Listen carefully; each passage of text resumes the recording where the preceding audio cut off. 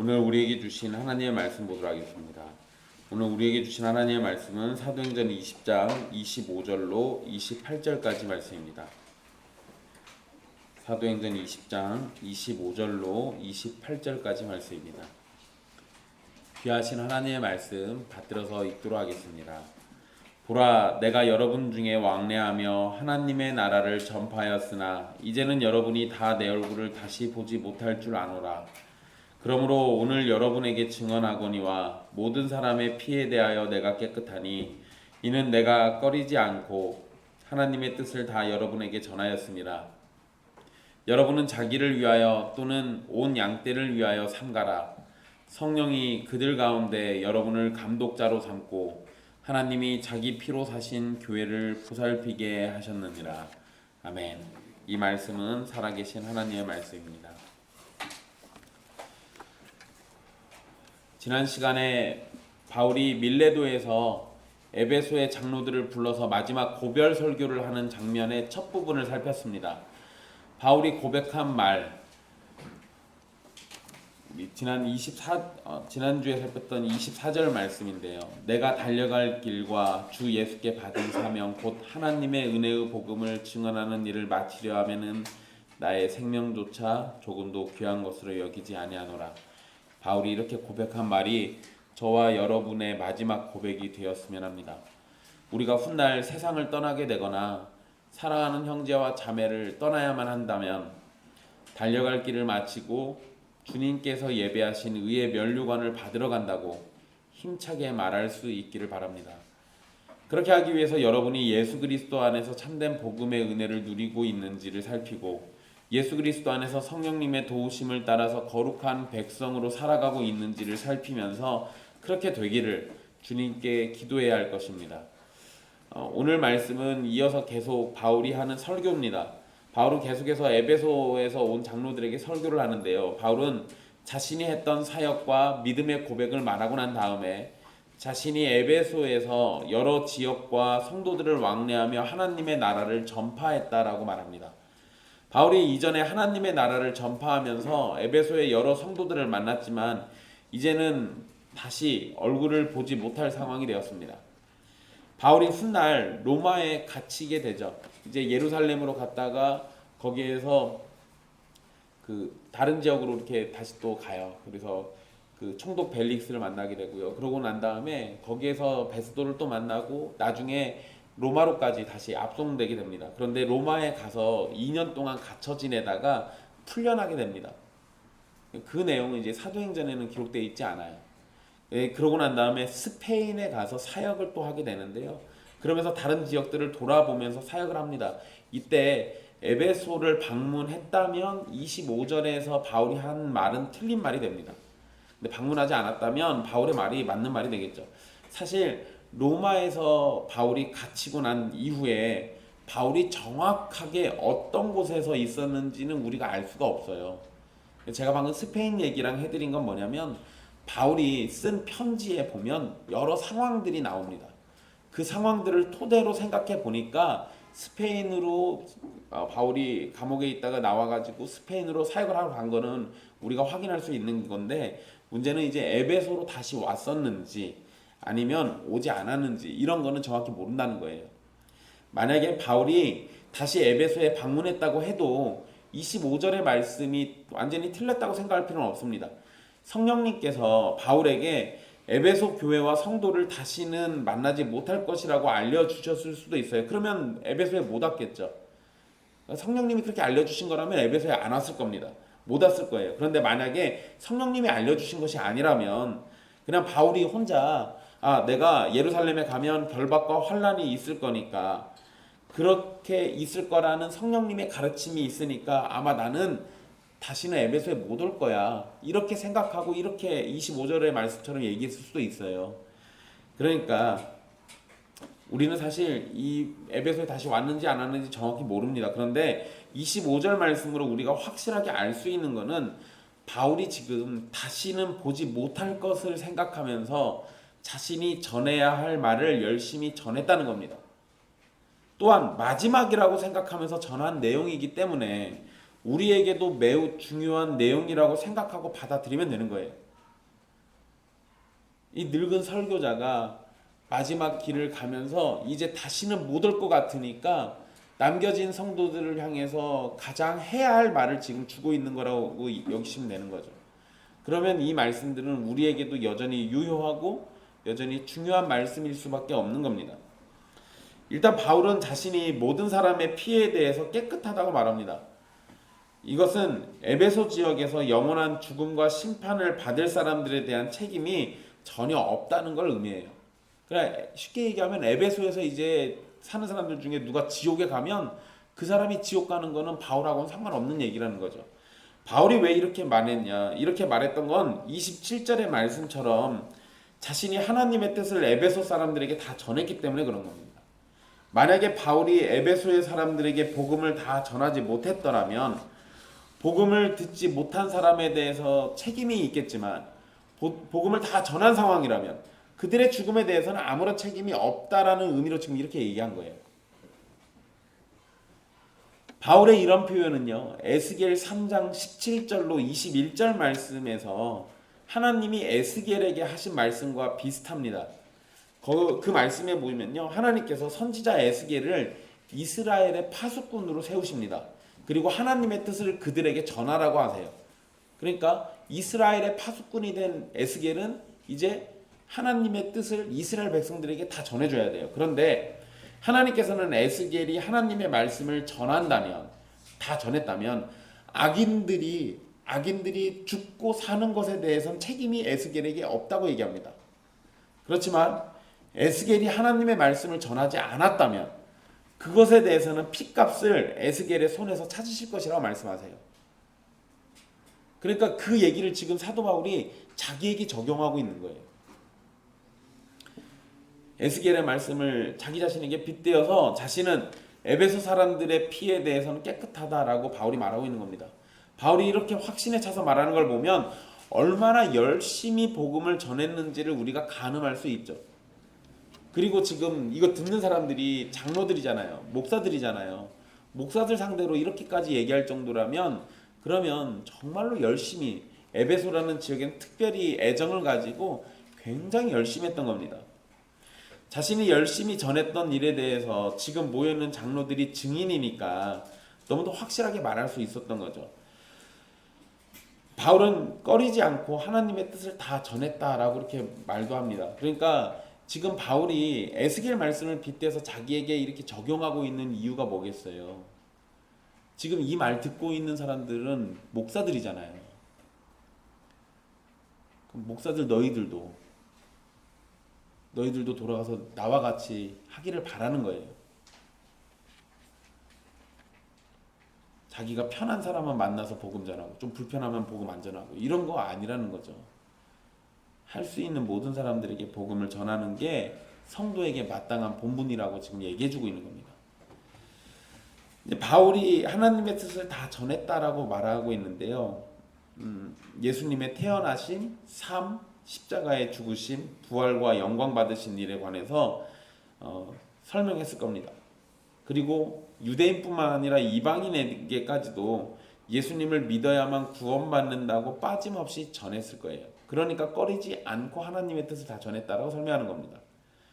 이렇게 꺼리지 않고 하나님의 뜻을 다 전했기 때문에 자신은 에베소의 사람들의 피에 대해서는 깨끗하다라고 말할 수 있는 겁니다. 그런데 26절로 27절의 말씀을요, 단지 바울 자신에게 잘못이 없다는 것을 강조하려고 말한 것으로는 이해하면 안 돼요. 이러면 이제 변명이 되잖아요. 핑계가 되고. 바울의 진짜 의도는 뭐겠습니까?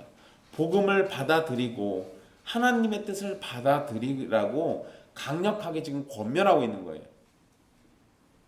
이제 나는 이 핏값에 대해서는 책임이 없어. 그러면 그 책임이 누구에게 있는 거예요? 그 복음을 들은 사람들에게 책임이 가 있어요.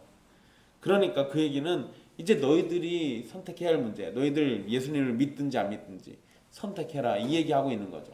여러분, 이게 지금 알미니안처럼 무슨 자기가 선택해서 구원받고 말고를 얘기하는 건 아니에요. 그건 아닌데 복음이 증거될 때 그거에 대한 책임은 복음을 들은 사람들에게 다 있다라는 것을 얘기하는 겁니다.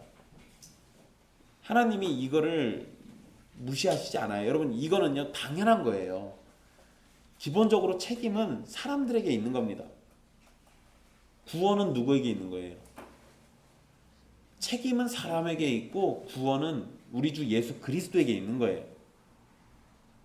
그러니까 책임을 말할 때는 사람에게 물어보고 은혜를 말할 때는 예수 그리스도를 말하는 거예요. 이건 알미니안이 아니라 개혁주의라면 당연히 이렇게 접근하는 게 맞는 겁니다. 결국에는 바울은 이 복음을 받아들여라, 하나님의 뜻을 받아들여라고 권면하고 있고, 그렇지 않은 사람들에게 두려움을 심어주려는 거예요. 피해에 대한 책임이 너희들에게 있는 거야. 그러니까 너희들 두려워해야 돼.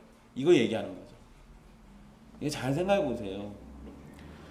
교회를 나가고 안 나가고, 구원을 받고 안 받고, 여러분 그 책임이 누구에게 있는 겁니까?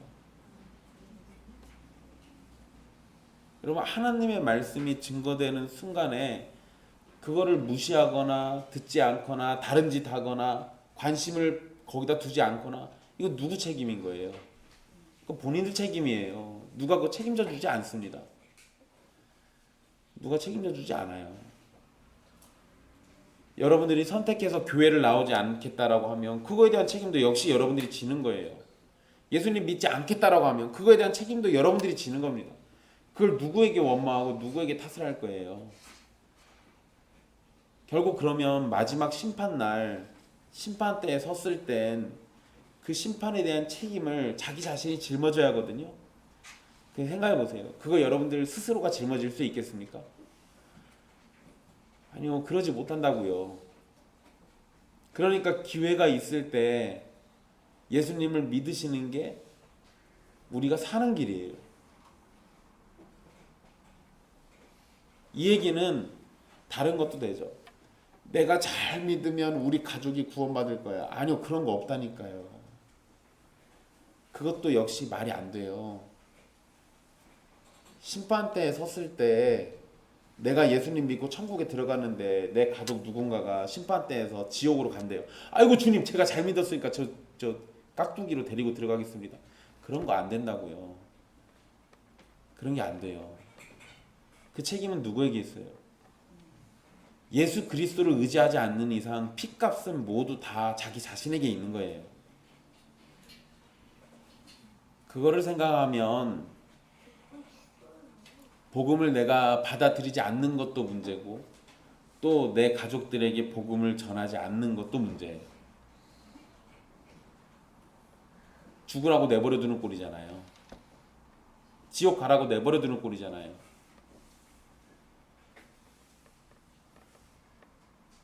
그러면 그게 진짜로 사랑인가도 생각해 보셔야 합니다. 그러니까 바울이 지금 이야기하는 거에는 기본적으로 에베소 교인들과 에베소에 사는 사람들을 향한 사랑이 있어요. 그렇지만 그 사랑으로 열심히 전했는데 이제 다 전했으니까, 나는 사랑을 가지고 전했으니까 그것을 받아들이고 안 받아들이고 본인들에게 달려있는 일이에요. 그렇지만 사도 바울이 그런다고 내버려 뒀겠습니까? 그러진 않았겠죠. 성령님이 도와주셔야 복음을 받아들일 거 아니에요. 그러니까 기도했겠죠. 네, 어쨌든 여기서 설교하는 중이니까 그런 내용들은 언급하진 않습니다. 바울이 17절에서는 교회 장로라고 이렇게 부른 사람들을 28절에서는 감독이라고 부릅니다.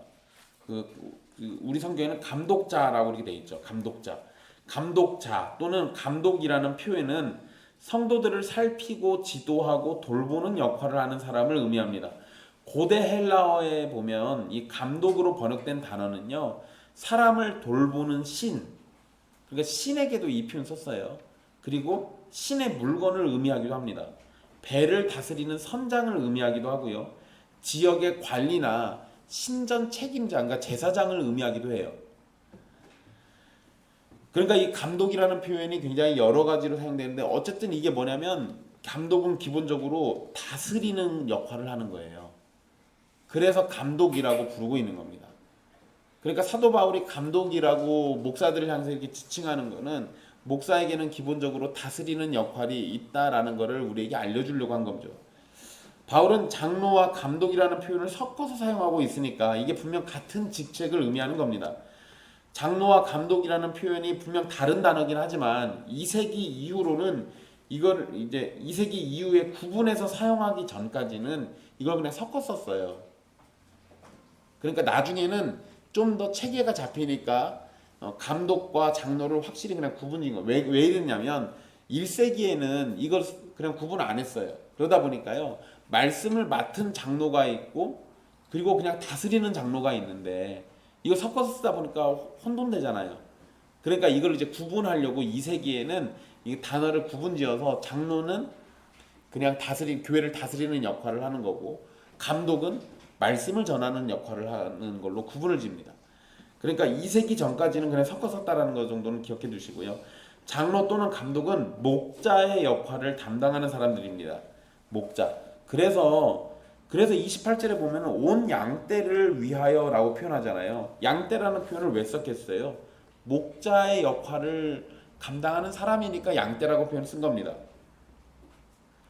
그러니까 장로나 감독을 목자라고 표현했던 것은 유대인이나 헬라인의 문헌 모두에서 지도자나 통치자를 가리킬 때 목자라는 표현을 사용했기 때문에 이렇게 쓰고 있는 겁니다. 그러니까 이 감독이라는 게 기본적으로 지도자의 역할을 한다라고 우리가 이해할 수 있겠죠. 그래서 목자가 자신이 키우는 짐승인 양이나 염소에게 관심을 두고 키우듯이 장로 또는 감독은 성도에게 관심을 두며 살펴야 하는 거예요. 여러분 지도자니까 목자라는 표현을 썼어요. 분명히. 그런데 여기에는 그 직분이 강조된 게 아니라 그들이 하는 일이 강조된 거예요. 이게 중요해요. 이게 뭔 소리냐면 직분만 강조돼서 목자라는 표현을 쓰고 지도자라는 의미를 갖다 쓰면 뭐만 하겠습니까? 그냥 권력만 행사하겠죠.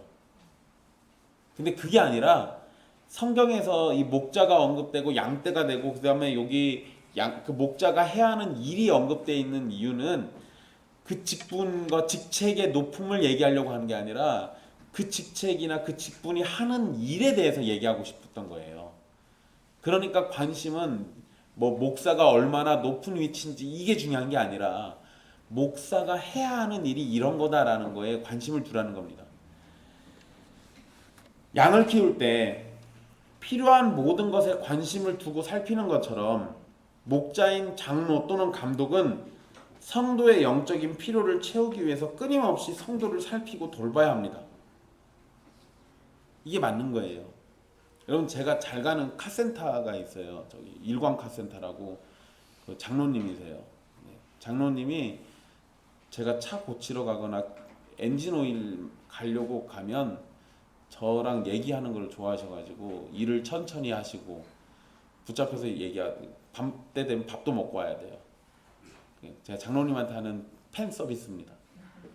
근데 그 장로님이 저한테 재미난 표현을 쓰시더라고요. 제가 집에 닭을 키운다고 그러니까 장로님이 뭐라고 하시냐면 집에 가축을 키우는데 그 가축 때문에 살이 마르지 않으면 그 가축을 키우고 있는데도 살이 찌면 그러면 가축을 제대로 안 키운 거다 그러더라고요. 가축을 키우려면 여러 가지 신경 써야 할 일들이 많이 생기니까 그러니까 가축을 제대로 키우면 살이 찔 수가 없다는 얘기예요. 이분이 봉동 출신이어가지고 그래서 부모님이 농사 짓고 가축 키우는 걸 보고 자라셔가지고 그러니까 그런 얘기를 하신 거예요. 가만 생각해 보니까 저는 계속 살을 잘 찌거든요. 닭들에게 별로 관심이 없습니다. 그래서 한 번씩 제가 사료도 안 주고 저는 물도 잘 안 줘요. 뭐 알아서 먹겠지. 전 배고프면 땅 파가지고 뭐 구더기라도 파 먹겠지. 근데 여러분 이러면 그 짐승들이 저를 나의 주인이구나 라고 생각하고 애정을 갖겠습니까? 물론 짐승들이 애정 갖는 것 자체가 웃기는 거지만 그러지 않겠죠. 근데 이러면은 가축의 주인으로서 자격이 없는 거예요. 그러잖아요. 근데 진짜 목자라고 하면 양을 진짜로 키우는 목자라고 하면 성도들의 필요나 성도들에게 있어야 할 것들에 대해서 그런 양떼에 대해서 관심을 가져주는 게 당연한 거예요. 목사가 그래야 한다는 걸 지금 얘기하고 싶었던 거예요. 그러니까 양떼라는 표현을 쓰고 있는 겁니다. 그러면서 이 양떼를 다스리는 이 목자의 역할이 바로 감독들 너희들이 하는 거야. 그러니까 양떼를 키울 때 온 신경을 다 쏟아가지고 키우는 것처럼 성도들을 대할 때도 그렇게 해야 한다라는 걸 지금 얘기하고 있는 겁니다. 장로 또는 감독은요, 기본적으로 말씀으로 성도를 양육해야 합니다. 당연한 거죠. 그래서 그렇게 하기 위해서는 스스로 말씀을 배우고 말씀을 먹으면서 자라야 합니다. 그래서 바울이 28절에 여러분은 자기를 위하여 그리고 온 양떼를 위하여 삼가라라고 이렇게 얘기하고 있는 거예요. 여러분 거기 우리 성경에는 중간에 또는 이렇게 돼 있어요. 자기를 위하여 또는 온 양떼를 위하여. 그럼 여러분 저 또는이라고 번역하면 둘 중에 하나만 하면 되는 거잖아요. 그죠? 그러니까 목사들이 누구를 위하겠어요? 그 자기를 위하죠. 그러죠. 일단 나부터 살아야 하잖아요. 그러니까 자기를 위하. 근데 여러분 그 또는이라고 번역된 건 그리고라고 읽어야 돼요. 그 한 단어가 또는이라는 의미도 있고 그리고라는 의미도 있는데 우리 성경은 그걸 그냥 또는으로 번역해 놨어요. 근데 이건 그리고를 읽어야 합니다. 그리고 여러분 삼가라 이러면 우리는 삼가라 이러면은 뭔 생각이 들어요? 뭐 하지마 뭐 이런 소리 같잖아요. 근데 그게 아니고 이거 이제 일단 주의하다라는 의미가 있어요. 그래서 삼가라는 번역을 했는데 보살피다라는 의미가 있습니다. 그러니까 그렇게 읽으면 어떻게 읽어야 돼요? 여러분은 자기를 위하여 그리고 온 양떼를 위하여 보살펴라 이 얘기예요. 이게 무슨 소리냐면 목사가 자기 자신을 돌보지 않으면 양떼도 못 돌봐요. 그러니까 지금 이런 소리 하는 거예요. 감독은 먼저 자기 자신을 잘 살펴야 합니다. 여러 번 말씀드렸는데 교회의 수준은 목사의 수준을 넘어서기가 쉽지 않습니다. 즉 목사가 잘하는 만큼 교회도 잘한다는 거예요. 반대로 목사의 수준이 떨어지면 그만큼 교회의 수준도 떨어지게 됩니다. 목사가 말씀으로 은혜를 누리지 못하면 교회가 말씀으로 은혜를 누리기가 쉽지 않습니다. 그래서 감독이 돌봐야 하는 존재는 자기 자신을 포함한 모든 양떼가 돼요. 자기 자신도 포함시켜야 한다는 거예요. 여기에는 남자와 여자 또는 자유인이나 노예의 차별이 존재하지 않습니다. 성경은 남자나 여자를 구분해서 부르고 있긴 한데 교회 안에서 은혜를 누리는 데는 차별을 두지 않습니다. 감독이 돌봐야 할 대상에서도 어떤 차별도 존재하지 않습니다. 그러니까 모든 양떼라고 이렇게 설명하고 있는 거죠. 여러분 교회는 차별이 자리할 수 없습니다. 질서를 위해서 구분하고 분리는 할 수 있어도 차별이 없는 것은 하나님의 사랑이 차별 없이 주어지기 때문에 그래요. 그러니까 은혜를 나누거나 사랑이 전해지는 거에는 어떠한 차별도 용납되지 않아요.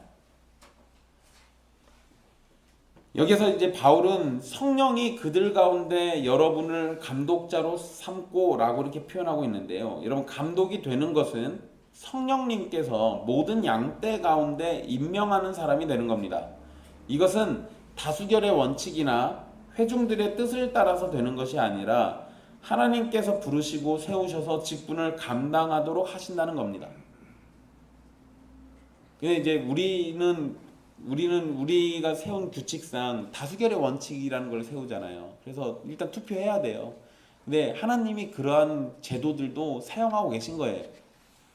그런데 일단 우리가 기본적으로 무슨 생각을 해야 하냐면 성령님이 세우시는 거야 라는 거를 기억해 두라는 겁니다. 이게 왜 그러냐면 사람들은 목사를 사람의 뜻으로 세우는 걸로 착각하는 경우들이 있어요. 근데 그러지 않는다라는 거. 이런 부분들은 우리가 꼭 기억해 둬야 합니다. 감독인 목사는 은사 없이는 할 수 없는 직분입니다. 그래서 감독이 되는 일에는 하나님께서 은혜 가운데 은사를 주시고 직분을 위해서 준비시켜 주셔서 택해 주시는 겁니다. 사람들이 선출해서 되는 것이 아니라 성령님께서 임명하신다라는 거예요. 그러니까 목사가 되기를 원하면 내가 하겠습니다가 아니고 뭐를 해야 하는 게 맞아요. 정말 하고 싶은 마음이 있으면 주님의 은혜가 있는지 없는지부터 봐야죠. 나에게 없는데도 정말 하고 싶으면 어떻게 해야 돼요? 주님께 은혜를 구해야죠. 나에게 그런 은혜를 주세요. 그런 은사를 주십시오라고. 그런데 안 주시면 어떻게 해요? 안 주시면 네, 아쉽지만 저는 아닌가 보네요 하면서 깨끗하게 털고 나가시면 돼요. 그걸 아닌데 기어코 하겠다고 우기면 정광훈 됩니다. 이단 된다는 얘기예요. 그러니까 그러지 마시고 정말로 나에게 그러한 은혜가 있는지 없는지 이런 것들을 잘 생각해 보셔야 돼요. 여러분, 성령님께서 감독자를 불러서 세우시는 목적은 하나님이 자기 피로 사신 교회를 보살피게 하시기 위함이라고 분명하게 말합니다. 그러니까 이유가 분명해요. 감독은 교회를 보살피는 역할을 만든 겁니다.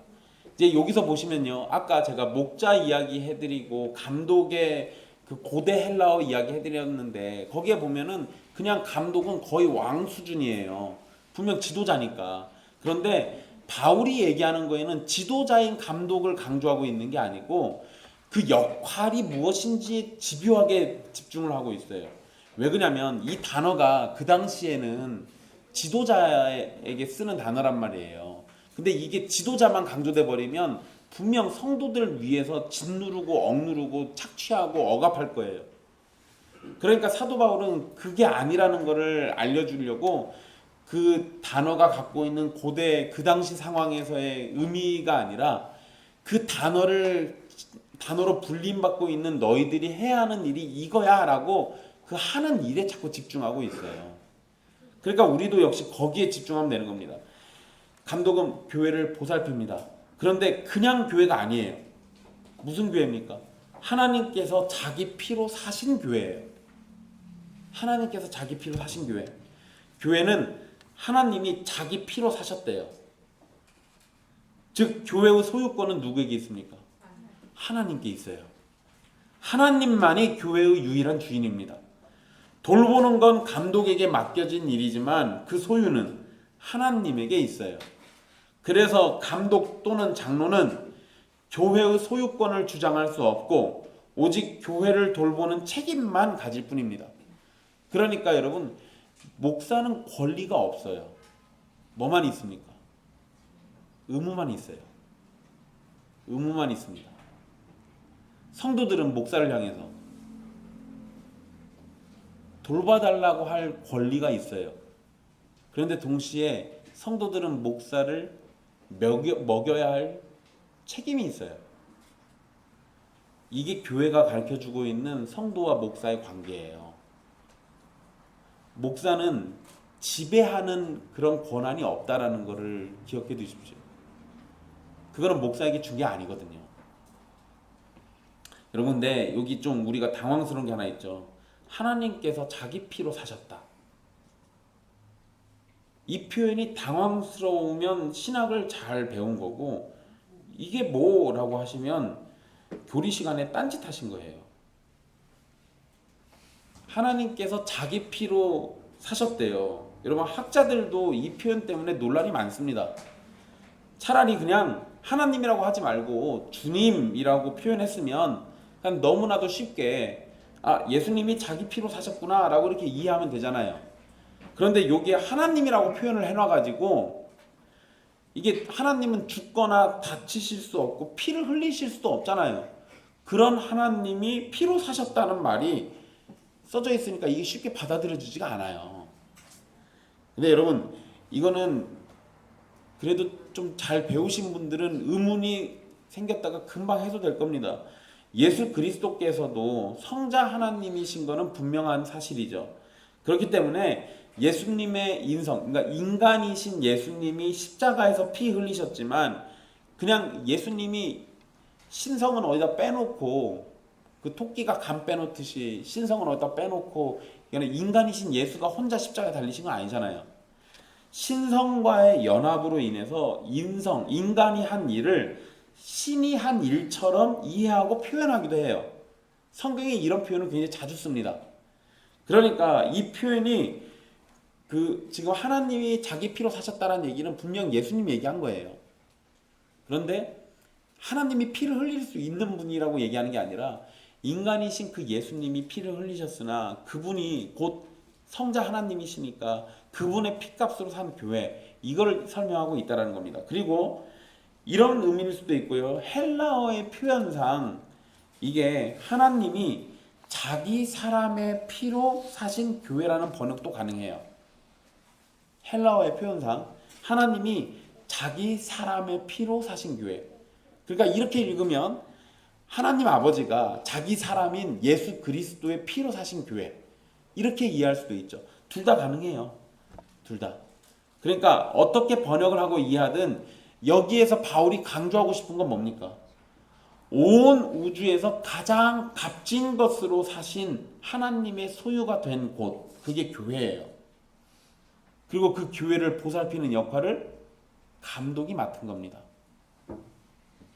자, 이렇게 되면요, 여러분. 교회가 온 우주에서 가장 값진 존재예요. 그거를 감독 손에다 줬어요. 보살피라고. 그 감독이 어떻게 해야 합니까? 여러분, 주먹만한 다이아몬드를 여러분들한테 갖고 있으라고 주면 여러분들은 어떻게 갖고 있을 거예요? 이거 다이아몬드 받아 막 던질 거예요, 이렇게? 아니요. 땅에 떨어져서 기스가 나는 순간 이거 큰일 나요.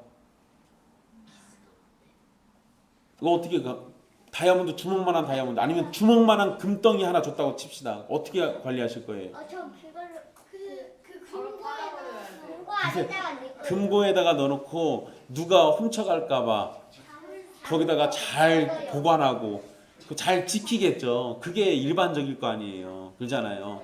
그러면 금고에다가 교회를 집어넣을 수는 없잖아요. 제가 여러분들을 다 어디다 때려 집어넣고 밖에 혹시 여러분들 먼지라도 앉을까봐 제가 밖에도 못 나오게 만들 수는 없잖아요. 근데 그러면 감독에게 온 우주에서 가장 값진 교회를 맡겨놨으니 감독들은 그 교회를 대할 때 어떻게 해야 돼요? 애지중지라는 표현을 그럴 때 써야죠. 그래야 하잖아요. 여러분 성경에서요 하나님께서 자기 백성들을 어떻게 지키신다고 하냐면 눈동자같이 지키신다는 표현을 써요. 눈동자같이 지킨다는 말이 뭔 소리예요? 사람의 신체 중에서요 제일 약한 거 근데 너무 소중한 거 눈. 그러니까 눈동자같이 지킨다는 얘기는 이 값진 거 이거 조금이라도 이거 살짝만 쓸려도 눈 되게 아프잖아요. 이거 쉽게 망가지거든요. 눈동자같이 지킨다는 건 가장 값진 보화로 지킨다는 얘기예요. 하나님도 자기 백성들 그렇게 대하셨는데 자기 피로 산 교회를 감독에게 줬어요. 그럼 감독들은 어떻게 하라는 얘기예요? 그렇게 대해야죠. 눈동자보다 더 귀하게 온갖 금은보화보다 훨씬 더 귀하게 그게 교회예요. 그러니까 다시 정리해보면 하나님이 자기 피로 사셨다는 표현으로 인해서 목사는 교회를 사적으로 소유해서는 안 됩니다. 함부로 대하거나 망치는 일을 해서도 안 돼요. 지금 바울이 이 감독들에게 이거를 지금 굉장히 엄중하게 경고하고 있는 거예요. 피로 사신 교회를 너희한테 보살피라고 준 거야. 너희들 함부로 하지 마. 이 얘기하고 있는 거죠. 근데 여러분 이건요. 감독들 얘기로만 끝나버리면 여러분들은 오늘 설교를 뭐하러 듣습니까? 그냥 저 혼자 셀프로 하고 말지. 여러분 목사가 그렇게 해서는 안 된다라는 것은 보통의 성도도 마찬가지로 교회를 자기의 소유처럼 함부로 대하거나 교회를 망치는 일을 해서는 안 된다라는 것을 당연하게 알려주는 겁니다. 교회의 지도자는 분명 하나님이 세우신 직분자들이지만 지도자의 위치가 소유하고 지배하고 착취하는 것이 아니에요. 그렇기 때문에 지도자인 목사나 장로는 맡겨진 역할을 따라서 보살피는 역할을 충실히 수행하면 됩니다. 마찬가지로 성도들도 동일한 거예요.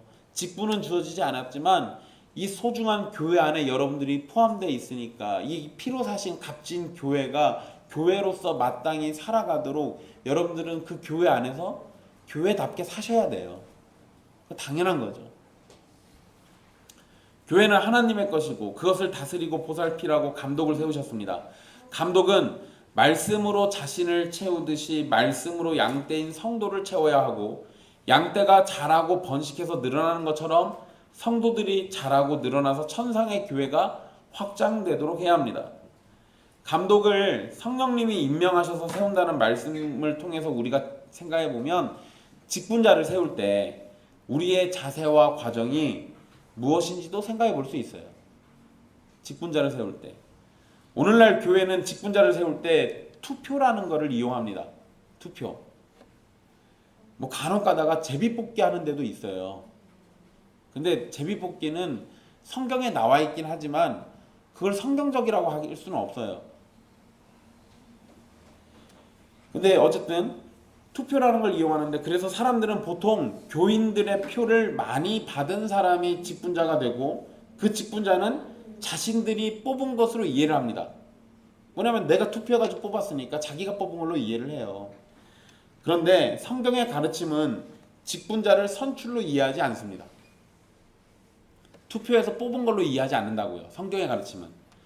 분명 성도들의 손을 빌려가지고 세우는 건 맞지만 근원적으로는 누가 하신 일로 봐요? 성령님이 하신 일로 봐요. 그 과정과 결과를 성도들의 손으로 이루시는 걸로 보는 겁니다. 그러니까 우리가 직분자를 뽑는다면 인기가 많은 사람을 뽑는 것이 아니라 성령님께서 임명하시고 세우시기로 택하신 사람을 찾는다는 생각으로 투표에 임해야 돼요. 인기가 많으니까, 내가 저 사람 좋아하니까 이런 거 아니라고요. 내가 좋아하는 사람에게 투표하는 게 아니라 그 직분에 합당한 사람에게 투표를 해야 하죠. 내가 원하는 사람에게 투표해서 잘못된 결과가 나왔을 때는 그 결과를 모든 사람이 책임지고 함께 짊어지고 고통받아야 합니다. 그러니까 내가 원하는 사람이 직분자가 되게 하지 말고 하나님이 원하시는 자가 되도록 성령님의 인도가 있는 가운데 투표하기를 소망해야 돼요. 여러분, 우리 이거 경험적으로 잘 알잖아요. 장로님 한 분 잘못 세웠다가 교회가 망가지는 거 여러분들 보신 적 있을 겁니다. 분명히 좋은 분이었는데 장로가 되고 난 다음에 사람이 바뀌어요. 이런 경우들이 있잖아요. 그러니까 우리가 투표할 때 사람의 됨됨이를 보고 뽑는 것도 중요한데 하나님이 원하시는 사람, 또 하나님이 그 직분을 맡기는 그 능력이 있는 사람인가, 이런 것들을 우리가 다각도로 생각해보고 뽑아야 한다는 거예요. 성도들은 교회를 대할 때 어떤 자세로 교회를 대해야 하는가, 그에 대한 답은 성경에서 여러 가지로 말할 수 있습니다. 우리 에베소서에서는 교회를 예수 그리스도의 몸이라고 불렀죠. 그러면 에베소서의 말씀을 따른다면 우리는 교회를 우리의 구원자이자 우리의 왕이자 생명의 근원이 되시는 예수님의 몸으로 여겨요. 그래서 교회를 아끼고 사랑하고 교회의 지체로 부름받은 것을 영광으로 여겨야 합니다. 에베소서 말씀을 따르자면 이렇게 되는 거예요. 오늘 본문에서는 뭐라고 표현합니까? 하나님이 자기 피로 사신 존재로 교회를 표현해요. 그렇다면 성도들은 교회를 어떻게 생각해야 돼요? 주님의 피값으로 산 너무도 소중한 보물과 같이 여겨야 합니다. 교회는 성도들로 구성되기 때문에 교회를 이루는 성도들이 주님의 피값으로 산 보물이에요. 그래서 성도들은 서로를 아낌없이 사랑해야 하고 주님의 피값으로 사서 형제와 자매가 된 성도를 사랑해야 하는 겁니다. 교회 안에서 미움과 다툼과 분노와 분쟁은 사실상 있어서는 안 돼요. 엄밀히 얘기하면 이거 있으면 안 되는 겁니다. 그런데 교회 안에는 이런 일들이 벌어지죠. 왜요? 그것은 우리의 연약함 때문에 발생하는 문제죠. 우리가 교회를 주님의 피값으로 산 보물로 여기지 않기 때문에 발생하는 겁니다.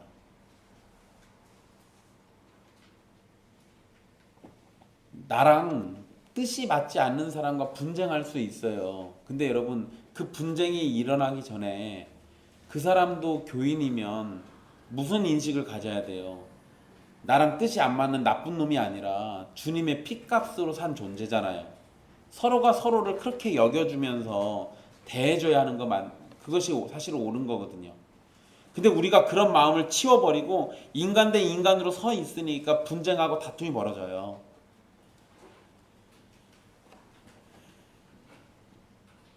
오늘날은 목사라고 불리는 감독은 거룩하신 하나님의 백성인 성도를 돌보고 지도해야 하는 역할을 맡은 자입니다. 그렇기 때문에 감독이 스스로를 살피고 돌보면서 거룩과 순결을 지키지 않으면 양떼를 다스리고 지도할 능력을 잃어버리게 되죠. 만약에 거룩하지도 않고 순결하지도 않고 온갖 악행을 저지르는 목사를 두고 그의 가르침을 받는 교회가 있다면 목사와 교회는 함께 멸망의 길로 가기를 힘쓰는 겁니다.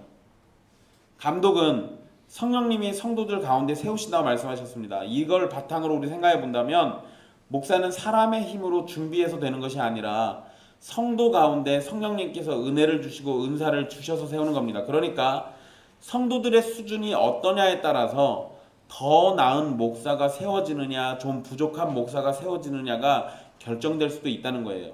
성도들 사이에서 세우는 거니까, 원칙적으로는. 그러잖아요. 여러분, 우리는 보통 목사를 청빙해오죠. 외부에서 데려옵니다. 그럼 잘 생각해 보세요. 그 사람이 성도가 아니었다가 갑자기 목사가 돼서 오는 거예요? 아니잖아요. 어느 교회의 성도였다가 자라서 목사가 돼서 오는 거잖아요. 그러면 결국에는 그 교회의 수준에 맞는 딱 고만한 목사가 오는 거예요. 똑같다고요. 우리 안에서 목사를 뽑든 우리가 외부에서 데려오든 결국에는 교회의 수준에 맞는 사람을 찾아오게 돼 있어요. 그러니까 우리가 좋은 목사를 모시려고 한다면 어떻게 해야 돼요? 우리 전체의 수준이 높아져야 그것보다 더 나은 목사를 모셔오죠. 또는 우리가 수준이 좋아져야 우리 안에서 자라서 목사가 될 만한 사람이 더 높은 수준의 목사가 될 수 있는 길이 열리는 거예요.